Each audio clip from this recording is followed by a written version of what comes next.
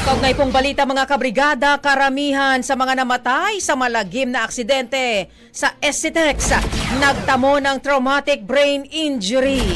Brigada Jigo Custodio, ibrigada mo. Brigada Live Report. Kinumpirma ng isang doktor mula sa Tarlac Provincial Hospital na traumatic brain injury ang pangunahing sanhi ng pagkamatay ng karamihan sa mga biktima ng malagim na aksidente sa SCTEX Tarlac Toll Plaza nitong Huwebes. Hindi bababa sa 10 katawan nasawi, habang 37 naman nasugatan. Ang pinakabatang nasawi, 4 na taong gulang lamang. Sa 37 nasugatan, 3 ang nananatiling inoobserbahan sa ospital.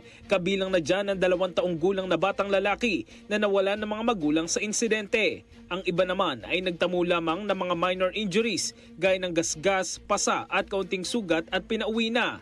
Patuloy pa ang investigasyon sa insidente habang pansamantalang sinuspende ng LTFRB ang operasyon ng Solid North Transit Incorporated, ang bus company na sangkot sa insidente. In the heart of changing lives, ako si Brigada Jigo Custodio ng 105.1 Brigada News of Manila, the Music and News Authority. Brigada Balita Nationwide. Ang bahaging ito ay hatid sa atin ng Drive Max Coffee. Ligayang tuloy-tuloy.